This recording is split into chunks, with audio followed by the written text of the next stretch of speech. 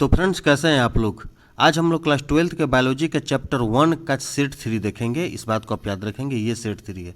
Set 3 इसलिए है कि चैप्टर 1, 2, 3 इतना इम्पोर्टेंट चैप्टर है कि इसमें से बहुत ज़्यादा प्रश्न आपको इंटर बोर्ड एग्जाम में आते हैं। इसलिए आपको इन सभी सेटों को देखना चाहिए और तैयारी करना चाहिए। और रही एक बात, होता क्या है कि आप समय जो ही नज़दीक आता है एग्जाम का, आप कहते हैं कि आज पढ़ लेंगे, कल पढ़ लेंगे, परसों पढ़ लेंगे, और होता क्या है कि धीरे धीरे करते करते आपका समय जो है एग्जाम का नज़दीक आ जाता है और पढ़ाई अधूरी रह जाती है। और इसी में क्या होता है कि प्रश्न छूटने शुरू हो जाते हैं। इसलिए आप थोड़े थोड़े वीडियो करके या थोड़े थोड़े सेल्फ करके आप पढ़ाई स्टार्ट रखिए, ताकि आपका एक भी चैप्टर, एक भी सेट और किसी भी तरह का क्वेश्चन आपसे नहीं छूट सके। तो चलिए फ्रेंड्स, इस वीडियो में हम शुरू करते हैं बायोलॉजी चैप्टर 1 का सेट 3 के सभी वैसे ऑब्जेक्टिव जो कि आपको इंटर बोर्ड एग्जाम के लिए बनाया गया है, ताकि आपका एक भी ऑब्जेक्टिव छूट नहीं सके। तो चलिए फ्रेंड्स, इस वीडियो को हम शुरू करते हैं। लेकिन उससे पहले फ्रेंड्स, आप वीडियो को एक लाइक जरूर कर देंगे और साथ ही अगर चैनल पर नए हो तो चैनल को। सवाल नंबर 31 है, किसी छोटे भाग यानी टुकड़े के संपूर्ण शरीर के निर्माण को कहते हैं। ऑप्शन ए सही होगा, मोरफ्लेक्सिस। सवाल नंबर 32 है कि द्विनिषेचन किसमें पाया जाता है, यानी कि द्विनिषेचन की क्रिया किसमें होती है। इसका सही जवाब होगा ऑप्शन ए, आवृतबीजी। सवाल नंबर 33 है कि निम्नलिखित में से किसका परागण जल द्वारा होता है। एक बात आप लोग फ्रेंड्स याद रखेंगे कि जब तक आप प्रश्न को नहीं समझ पाएंगे उसका जवाब क्लियर नहीं हो जाता है।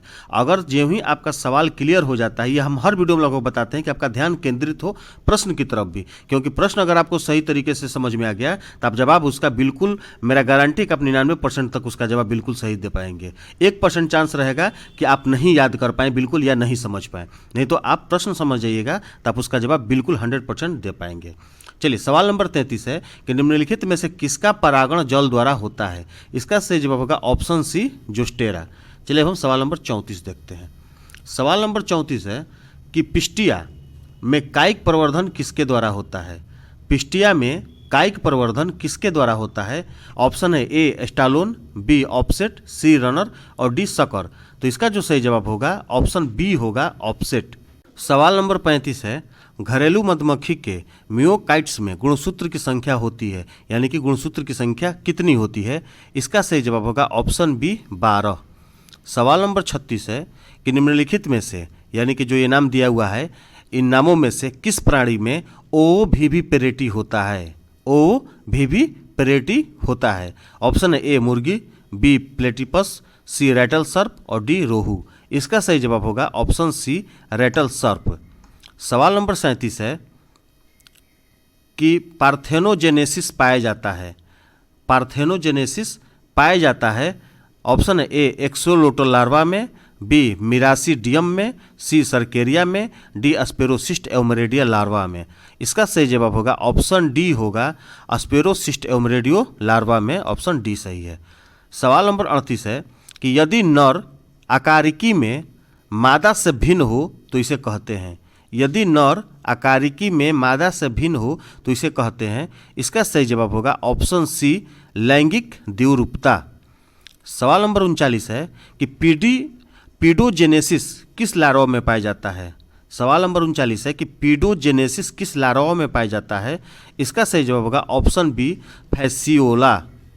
फैसियोला में पाया जाता है। चलिए, सवाल नंबर 40 की तरफ चलते हैं। थोड़ा सा इसको बड़ा कर दिया जाए। सवाल नंबर 40 है, किसमें तिर्यक द्विखंडन पाया जाता है। किसमें तिर्यक द्विखंडन पाया जाता है। इसका सही जवाब होगा ऑप्शन डी, सिराटियम में।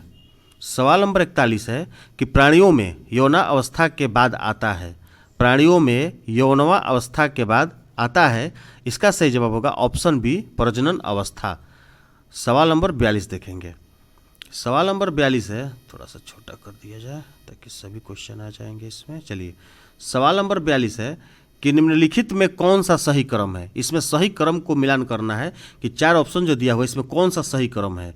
इसका सही जवाब होगा ऑप्शन सी, युग्मक जनन, संयुग्मन, युग्मज और भ्रूण जनन। याद रखिएगा, ऑप्शन सी सही है। सवाल नंबर 43 यानी कि 43 है कि शब्द होमोथेलिक में एवं मोनोसियस का प्रयोग किसके लिए किया जाता है। शब्द होमोथेलिसिस में एवं मोनोसियस का प्रयोग किसके लिए किया जाता है। इसका सही जवाब होगा ऑप्शन ए, द्विलिंगी अवस्था के लिए। ऑप्शन ए सही है। सवाल नंबर 44 है कि तोता का सबसे अधिक उम्र क्या है।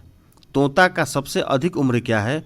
इसका सही जवाब होगा ऑप्शन डी 140 वर्ष, यानी कि तोता जो है 140 वर्ष तक जिंदा रह सकता है। सवाल नंबर 45 है कि निम्नलिखित में कौन सा पौधा द्विलिंगी है?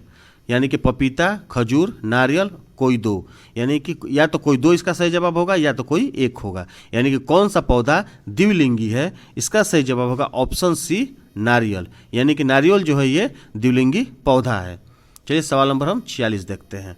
सवाल नंबर 46 है कि कौन सा द्विलिंगी जानवर है? कौन सा द्विलिंगी जानवर है? इसका सही जवाब होगा ऑप्शन ए केंचुआ, हाइड्रा तथा जोंक। ये जो तीनों हैं द्विलिंगी जानवर हैं।